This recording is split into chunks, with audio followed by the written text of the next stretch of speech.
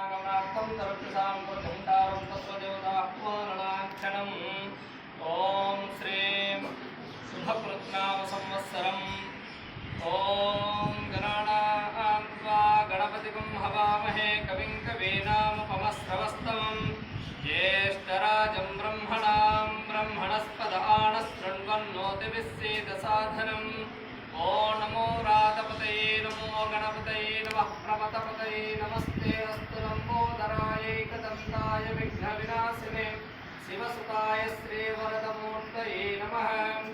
ॐ ऐं ह्रीं श्रीं ह्रीं क्लीं ग्लौं गं गणपते वरवरदशरण्ये सर्वजनन्ये समानाय स्वाहा। ॐ धां ॐ श्री పంచాంగదేవతాభ్యో నమో నమః। ఈరోజు మన తెలుగు సంవత్సరాది ఉగాది అనేటటువంటి విషయాన్ని గురించి ఇప్పుడు మనం తెలుసుకోబోతున్నాము। ప్రతి సంవత్సరానికి కూడా పేరున్నట్టుగానే ఈ సంవత్సరానికి కూడా శుభకృత్ అనేటటువంటిది ఈ సంవత్సరం యొక్క పేరు। శుభకృత్ అంటే శుభాన్ని కలిగించేటటువంటిదే అని అర్థం। ఇంతకు ముందు కూడా మనకు ఉండేటటువంటి వచ్చినటువంటి సంవత్సరాలు ఏవైతున్నాయో అవి కూడా సార్థక నామధేయాన్ని కలిగినటువంటి ఏ సంవత్సరం వచ్చినప్పుడు ఏ అర్థమైతే ఉందో అదేవిధంగా ప్రకృతిలో కూడా మార్పులు అనేటటువంటివి జరుగుతూ ఉన్నాయి। శార్వరి అనేటటువంటి సంవత్సరం వచ్చిందానికి చీకటి అని అర్థం। మొత్తం అంతా ప్రపంచమంతా కూడా చీకటిమయం అయిపోయింది, అంటే ఎక్కడ వాళ్ళకు ఉండిపోయారు, ఏ అభివృద్ధి కూడా సాగలేదు। అలా ఈ సంవత్సరం అలా కాకుండా మనకు శుభకృత్ అనేటటువంటిది శుభాన్ని కలిగిస్తుంది। కాబట్టి అసలు ఈ పంచాంగ శ్రవణం అనేటటువంటిది ఎందుకు చేయాలి, ఎప్పుడు చేయాలి, చేయడం వల్ల కలిగేటటువంటి లాభాలు ఏంటి, ఎందుకు మనకు పెద్దవాళ్ళు ఈ సంప్రదాయాన్ని ఆనవాయితీగా తీసుకొని వస్తూ ఉన్నారు, ఇవన్నీ అంశాలు కూడా మనము తెలుసుకోవాల్సి ఉంటుంది। పంచాంగం అంటే 5 అంగాలు కలిగినటువంటి దాన్ని పంచాంగం అంటారు। అంటే తిథి, నక్షత్రం, వారం, తర్వాత యోగం, కరణం, ఇవి 5। ఇప్పుడు మనం ఏదైనా మనం ఒక పని చేస్తున్నప్పుడు ఏ తిథి అనేది చూస్తాం। మనకి ఏదైనా అష్టమి నవమి ఉందని కొద్ది ఆలోచిస్తాం, ఎందుకు అష్టమి నాడు పుట్టినటువంటి కృష్ణుడికే బాధ తప్పలేదు, మనం ఎందుకు ఈ విధంగా ఇబ్బంది పడాలి అని। అట్లా ప్రతి ఒక్క దాన్ని కూడా మనము ఎందుకు సంప్రదాయబద్ధంగా చేయాలి అంటే అలా చేయడం వల్ల మనకు ఏ ఇబ్బంది లేకుండా జరుగుతుంది అనేటటువంటి ఒక మంచి ఆలోచనతోనే మన పెద్దవాళ్ళు ఇలాంటి సంప్రదాయాన్ని ప్రారంభించారు। అసలు ఈ ఉగాది అనేటటువంటి దాన్ని ఎందుకు చేసుకోవాలనేది ఇప్పుడు మనం చూద్దాం। ఉగాది ప్రాముఖ్యత చైత్ర శుద్ధ పాడ్యమి రోజు బ్రహ్మ సృష్టించి నిర్మించడం అనేటటువంటిది ప్రారంభించారని నమ్ముతారు। మత్స్యావతారము ధరించిన విష్ణువు సోమకుని హరించి వేదాలను బ్రహ్మకు అప్పగించిన సందర్భంగా ఉగాది ఆచరణలోకి అంటే అమల్లోకి వచ్చినదని పురాణ ప్రతీక, అంటే పురాణంలో ఉండేటటువంటి ఒక ప్రసిద్ధి। బ్రహ్మదేవుడు ఈ జగత్తును చైత్రమాస శుక్లపక్ష ప్రథమ దినాన అంటే ప్రథమ రోజున సూర్యోదయ వేళ సమగ్రంగా సృష్టించాడంటారు। అంటే కాలగణాన్ని గ్రహ, నక్షత్ర, ఋతు, మాస, వర్ణాధికులను బ్రహ్మదేవుడు ఈనాడు ప్రవర్తింపజేశాడన్నది పెద్దల భావన। అంతేకాదు వసంత ఋతువు కూడా అప్పుడే మొదలవుతుంది, అందుకే కొత్త జీవితానికి నాందికి గుర్తుగా ఉగాది పండుగను జరుపుకుంటారు। శాలివాహనుడు పట్టాభిషిక్తుడైన దినం కారణంగా ఈ పండుగ ప్రాశస్తంలోనికి వచ్చిందని మరొక గాథ అంటే చరిత్ర కూడా ఉంది। ఉగాది అనేటటువంటిది యుగానికి ఆదిగా ఉంది। ఉగాది అనగా యుగము అని అర్థం। అసలు యుగము అంటే ద్వయము లేక జంట అని కూడా అర్థం ఉంది। ఉత్తరాయణ దక్షిణాయనములు అనబడే ఆయన ద్వయ సంయుతం యుగం అని అర్థం। అంటే ఆ యుగానికి అది సంవత్సర ఆది యుగాది, యుగాది శబ్దానికి ప్రతిరూపమైన ఉగాదిగా వ్యవహృతమైనది।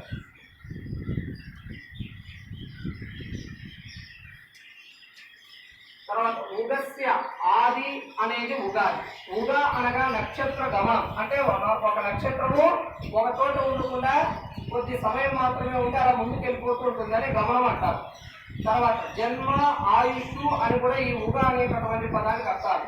వీటికి ఆది అనగా మొదలు, ఉగాది అనగా ప్రపంచం జన్మ ఆయుష్లకు మొదటి రోజు కనుక ఉగాది అయింది। ఇంకొక విధంగా చెప్పాలంటే యుగం అనగా 2 లేక జంట అని కూడా అర్థం। ఉత్తరాయణము దక్షిణాయనం అనేటటువంటివి ఈ రెండు కూడా కలిసి ఉండడమే ఉగాది కూడా అర్థం. ఆ యుగానికి ఆది యుగాది అయింది, అదే సంవత్సరాలు. ఏది ఏమైనా జడప్రాయమైన జగత్తులో చైతన్యాన్ని రగులుగొల్పి మానవాళిలో నూతన ఆశయాలను అంకురింపజేసే అంటే మొదలుపెట్టేటటువంటి శుభదినం ఏదైతే ఉందో అదే ఉగాది. ఉగాది రోజు నుండే తెలుగు సంవత్సరం అనేటటువంటి మొదలవుతుంది కాబట్టి ఇది తెలుగు వారికి మొట్టమొదటి పండుగ. ఉగాది రోజున కొత్తగా పనులు ప్రారంభించటము అనేది ఒక పరిపాటి. ఆ రోజున ప్రాతకాలం అంటే ఉదయాన్నే నిద్రలేచి ఇల్లు వాకిళ్ళు శుభ్రపరుచుకుంటారు. ఇంటి గుమ్మాలకు మామిడి తోరణాలు పెట్టి అలంకరిస్తారు. తలంటి స్నానం చేసి కొత్త బట్టలు ధరించి ఉగాది పచ్చడితో దినచర్య ప్రారంభిస్తారు. ఉగాది పచ్చడి ఈ పండుగకు ప్రత్యేకమైనటువంటిది. షడ్రుచుల సమ్మేళనం అంటే తీపి అంటే మధురం, పులుపు అంటే ఆమ్లం, ఉప్పు అంటే లవణం, కారం అంటే కటు, చేదు అంటే తిక్త, వగరు అంటే కషాయం అనే ఈ 6 రుచులు కలిసిన ఉగాది పచ్చడి తెలుగు వారికి ప్రత్యేకమని చెప్పుకోవచ్చు. సంవత్సరం పొడవునా ఎదురయ్యే మంచి చెడులను కష్ట సుఖాలను సంయమనంతో స్వీకరించాలన్న సందేశాన్ని ఉగాది పచ్చడి మనకు తెలియజేస్తుంది. ఈ పచ్చడి కొరకు చెరకు, అరటిపండు, మామిడికాయలు, వేప పువ్వు, చింతపండు, జామకాయలు, బెల్లం మొదలైనవన్నీ కూడా వాడుతూ ఉంటారు. హిందువులకు అత్యంత శ్రేష్టమైన ఉగాది ముఖ్యంగా ఆంధ్రప్రదేశ్, తెలంగాణ, కర్ణాటక, మహారాష్ట్ర తదితర ప్రాంతాల్లో విశేషంగా జరుపుకుంటారు. అయితే ఈ పండుగకు ఒక్కొక్క రాష్ట్రంలో ఒక్కొక్క విధంగా పిలవడం జరుగుతుంది. ఆంధ్ర, కర్ణాటక రాష్ట్రంలో ఉగాదిగా పరిగణిస్తే మహారాష్ట్రలో గుడి పాడ్వా అనే పేరుతో, తమిళులు పుత్తాండు అనే పేరుతో, మలయాళీలు విషు అనే పేరుతోను, సిక్కులు వైశాఖి గాను, బెంగాలీలు పోయిలా వైశాఖ్ గాను జరుపుకుంటారు. అయితే పండుగను నిర్వహించడంలో పెద్దగా తేడాలు లేవనే చెప్పవచ్చు. ఆంధ్రప్రదేశ్లో ఉగాది రోజున పంచాంగ శ్రవణం జరుపుట ఆనవాయితీగా వస్తుంది. ఈ సంవత్సరంలోని మంచి చెడులను, ఆదాయ ఫలాయాలను స్థూలంగా తమ భావి జీవిత అంటే భవిష్యత్తులో వచ్చేటటువంటి కష్టాలను ముందుగానే తెలుసుకుని దానికి అనుగుణమైన నిర్ణయాలు తీసుకోవడానికి ఇష్టత చూపుతారు. ఇట్లు ఉగాది పండుగను జరుపుకుంటారు. ఇక ఉగాది సంప్రదాయాన్ని సారంగా రైతులను గౌరవించే వేడుకగా చెప్పడం కూడా జరుగుతుంది. రైతులతో పాటుగా తెలుగువారు ప్రతి ఒక్కరు కూడా తమదిగా భావించే పండుగ ఈ ఉగాది పర్వదినం. మన ఉగాది చైత్ర మాసంతోనే ఎందుకు మొదలవుతుందనే ప్రశ్నకు హేమాద్రి పండితుడు ఇలా చెప్పాడు. చైత్రమాసీ జగద్బ్రహ్మ ససజ్జ ప్రథమేహని శుక్లపక్షే సమగ్రంతు తదా సూర్యోదయే సతీ అని. చైత్రశుద్ధ పాఠ్యమి నాడు సూర్యోదయ సమయంలో బ్రహ్మ ఈ జగత్తును సంపూర్ణంగా సృష్టించాలని సమాధానం చెప్పాడు. మనకొక సంవత్సరం అయితే దేవతలకు ఒక దినం. వారి దినం మేషంతో ప్రారంభమవుతుంది, తులతో రాత్రి. కనుక నేడు మకర కటకాల నుంచి ఉత్తరాయణ దక్షిణాయనాలు చెప్తారని శ్రీ సత్యాచార్యుడు అనేటటువంటి ఆయన తన అభిప్రాయాన్ని తెలియజేశారు.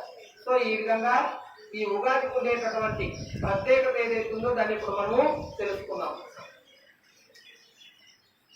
ఓం శ్రీ కాళపురుషాయ నమః. ధ్యాయామి ధ్యానం సమర్పయామి, ఆవాహయామి ఆవాహనం సమర్పయామి, పాదారవిందయోః పాద్యం పాద్యం సమర్పయామి, హస్తారవిందయోః సమర్పయామి, ముఖే ఆచమనీయం సమర్పయామి, ఔపచారికానం పరికల్పయామి, స్నానానంతరం సిద్ధాచమనీయం సమర్పయామి, వస్త్రైక్మాత్మోక్షదానం సమర్పయామి, యజ్ఞోపేతార్థమోక్షదానం సమర్పయామి, శ్రీగంధం ధారయామి, గంధశోభకుంకుమం సమర్పయామి, అలంకరణార్థం పుష్పాక్షతాన్ సమర్పయామి, పుష్పైః పూజయామి. ఓం శ్రీ కాళపురుషాయ నమః.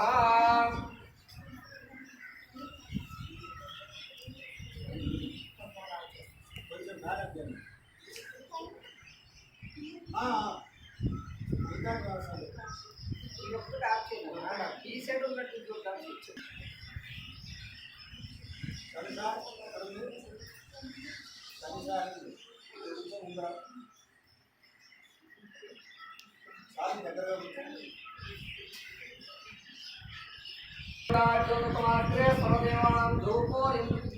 శ్రీకాళపురుషాయ నమః.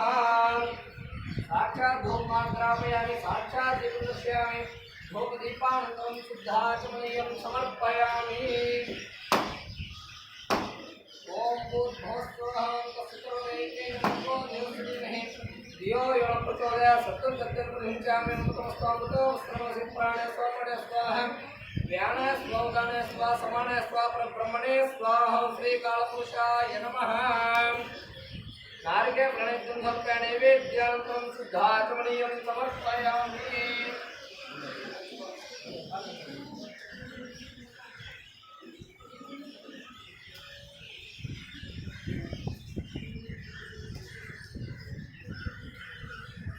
ओम हिरण्यपात्रमदो ओमोद्वारमदभ्यो साणिते कदा ब्रह्मणोपरते कदा विद्यमाना युष्टे दोपदाति सर्वस्यार्थे सर्वश्चित्ते सर्वमेव तेन आप्नोति सर्वं जयति जयति इति जयति ओम श्री कालपुरुषाय नमः आनन्दकर्पूरीरामस्य निराकरणं शुद्धाचमनीयं समर्पयामि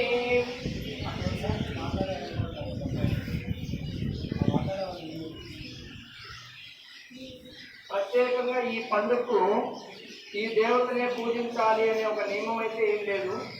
కాలపురుషుల్ని పూజించాలని చెప్తారు. ఎందుకంటే మన జీవితం అంతా కూడా కాలంతోనే ముడిపడింది కాబట్టి అలా కాలపురుషుల్ని పూజించడం వల్ల సకల దేవతలను పూజించినట్టు అవుతుంది అనేటటువంటి అభిప్రాయంతో కాలపురుషుల్ని మనం పూజిస్తే సరిపోతుంది.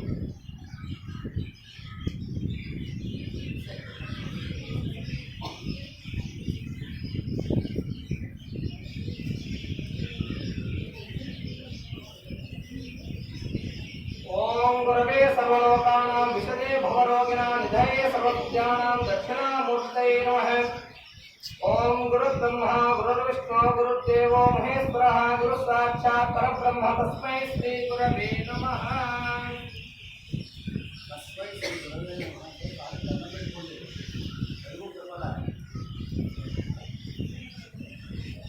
श्री गुरवे नमः।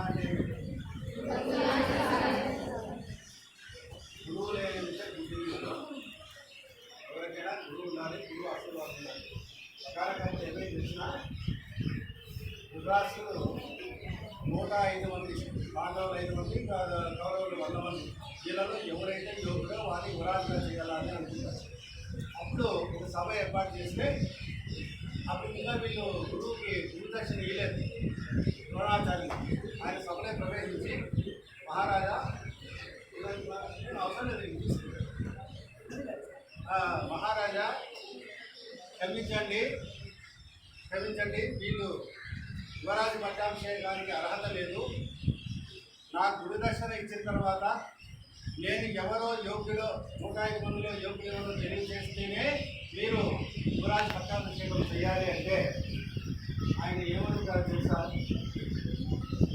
అతనికి ద్రౌపదుడు, ఇద్దరు కూడా సహాధ్యాయులు, వాళ్ళ నాన్న భరద్వాజుడు చెప్పారు, నీకేమన్నా అవసరం వస్తే నా దగ్గరికి రా, నీ సహాయం చేస్తానంటే విద్యాభ్యాసం అంతా అయిపోయిన తర్వాత గురుదక్షిణ సమర్పించిన తర్వాత ఆయన ఒక రాజ్యానికి రాజు అవుతారు. కాంపిల్ల నగరంలో అవుతాడు. ఈ ఇద్దరికి ఒక కుమారుడు ఉన్నాడు అశ్వత్థామ. అతని తల్లి ద్రోణాచార్యుని భార్య పేరు కృతి, ఆమె పేరు. ఆమె తన సోదరు కృపాచార్య. ఆమెకి ఏ కారణం చేతనో అనారోగ్యం చేత ఆమెకి పాలు లేవు. తన బిడ్డకు పాలు ఇచ్చే అదృష్టం ఆమె కోల్పోయింది. అప్పుడు ఒక ఆవు కావాలని ఈ కుమారుడు వెళ్ళిపోతాడు. ఒక ఆవు కావాలి, నువ్వు ఎప్పుడైనా రమ్మన్నావు కదా, నేను నాకు ఏం కావాలి ఇవ్వండి, నాకు ఆవు ఇవ్వండి. నా పిల్లవాడికి పాలు ఇచ్చే స్థితిలో కూడా ఇంట్లో లేదు పరిస్థితి అంటే అతన్ని అవమానపరుస్తాడు. నువ్వేంటి నాకు సహాధ్యాయుడు, ఆ రోజు ఏదో చెప్పింది కాక నువ్వు వచ్చి ఆవులంటే ఒక బ్రాహ్మణుడుగా నీకు ఇవ్వగలను, భూమి ఎంత కాసిన భూమిని ఇవ్వగలను, నువ్వు నాకు సహాధ్యాయుడు, నువ్వు నా మిత్రుడు, నా ఫ్రెండ్ అనే మాట మాట్లాడద్దు, నేను రాదు అన్నాను.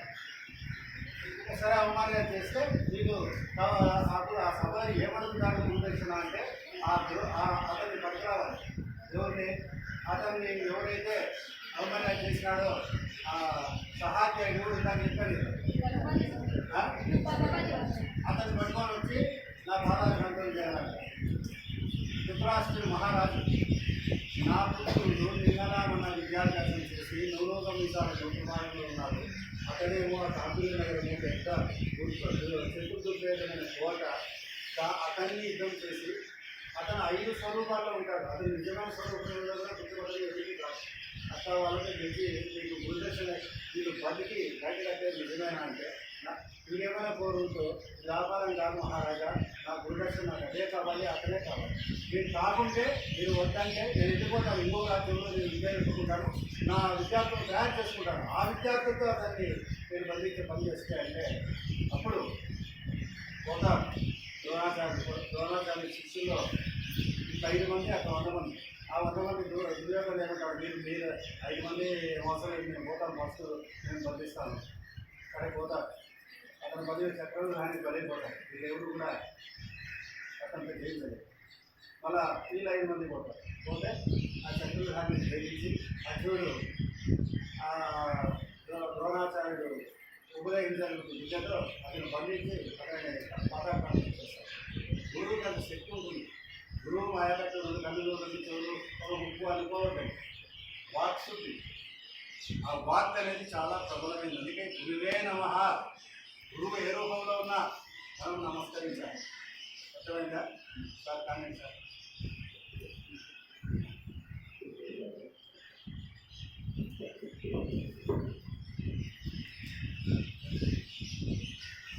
వీళ్ళకి వీళ్ళ పేర్లకు ఏ రాసి వస్తుంది అని అది చెప్తే వాళ్ళపై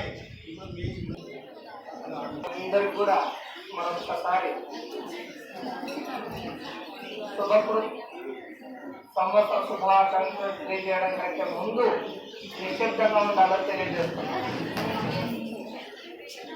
వినాలి అనేటటువంటి ఆలోచనతోనే, వింటే ప్రయోజనం ఉంటుందనేటటువంటి ఉద్దేశంతోనే నిజంగా ఈ కళాశాల ప్రధానాచార్యులైనటువంటి డాక్టర్ జయం శ్రీనివాస గుప్త గారు మీకు మన సంప్రదాయాలు తెలియజేయాలనేటటువంటి ఒక సంకల్పంతో పండగ రోజు కూడా ఇంటి దగ్గర ఉండడం, ఎందుకు మనం ఇక్కడ ఉంటే నలుగురికి ఉపయోగం అవుతామనేటటువంటి ఒక సదుద్దేశంతో నిజంగా ఇక్కడికి రావడం జరిగింది.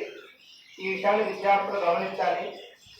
మీరు ఏది కూడా చేతిలో ఉన్నప్పుడు దాని విలువ తెలియదు కాబట్టి మీరు ఉన్నంత వరకు బనవాసి కళాశాలకు విలువ తెలియదు, దాంట్లో ఏమాత్రం కూడా సందేహం లేదు. మీరు వెళ్ళిపోయిన తర్వాత మన కళాశాల ఏ విధంగా మీకు ఉపయోగపడింది, అసలు ఏ విధంగా మీకు నిజ జీవితంలో ఇది సహాయపడింది అనేటటువంటి విషయాన్ని మళ్ళీ మీరు తెలుసుకుంటారు. అందుకనే వినాలనేటటువంటి ఆసక్తి కలిగినటువంటి విద్యార్థులు ఉండాలి. వినాలనిపించే విధంగా ఈరోజు ఆ కాలపురుషుడు మీరు ఏదో రూపంలో వచ్చి మిమ్మల్ని వినిపించాలి, ఎవరు కూడా ఇక్కడ నుంచి వెళ్ళిపోకూడదనే భావనతో ఇప్పుడు మనం నిద్రాదేవత ఆవహించకుండా వినాలనేటటువంటి దేవత మిమ్మల్ని మరొక్కసారి ప్రతి ఒక్కరికి కూడా కళాశాల ప్రధానాచార్యులకు, ఇక్కడికి వచ్చేసినటువంటి దశరథాన్ గారికి, విద్యార్థులందరికీ శుభకృత సంవత్సర శుభాకాంక్షలు. స్వస్తి శ్రీ శుభకృత్నామ సంవత్సరంలో నవనాయకులలో 5 ఆధిపత్యములు శుభగ్రహములకు, 4 ఆధిపత్యములు పాపగ్రహములకు వచ్చుట చేత ఏం ప్రయోజనం అంటే కేంద్ర రాష్ట్ర ప్రభుత్వాల పరిపాలన కూడా చాలా బాగుంటుంది. తర్వాత మరియు పశుపాలకుడు బలభద్రుడు అంటే బలరాముడు వల్ల పశువృద్ధి, సస్యవృద్ధి అంటే పంటలు బాగా పండుతాయి. అదే విధంగా పంటలకు అనుకూలమైనటువంటి వర్షాలు కూడా రావడం జరుగుతుంది. సరిహద్దు దేశాలలో యుద్ధ వాతావరణం అనేటటువంటిది ఉంటుంది. ఆర్థిక, సాంకేతిక లేదా సాంకేతిక రంగాలలో అభివృద్ధి అనేటటువంటిది జరుగుతుంది. అంతరిక్ష పరిశోధనలు విజయవంతమవుతాయి. అంటే మన నెల్లూరు శ్రీహరికోట దగ్గర ప్రయోగిస్తూ ఉంటారు. అవన్నీ కూడా మీకు విజయవంతంగానే అవుతాయి. అనేక సంక్షేమ పథకములు కూడా వచ్చును. దేశ రక్షణకు నూతన ఆయుధములు కూడా సమకూర్చుకుంటారు. ప్రపంచ దేశాలలో భారతదేశం యొక్క పేరు ప్రఖ్యాతులు కూడా పెరుగును. ప్రజలందరూ కూడా లోక కళ్యాణం కొరకు యజ్ఞ యాగాది క్రతువులు అంటే హోమాలు అనేటటువంటివి ఆచరించడం. తర్వాత ఈ సంవత్సరంలో నవనాయకులైనటువంటి వారు ఉండడం వల్ల మనకు ఏ విధమైనటువంటి ప్రయోజనం కలుగుతుంది అనేటటువంటి విషయాన్ని మనకి ఇక్కడ తెలియజేయడం అనేటటువంటి జరుగుతుంది.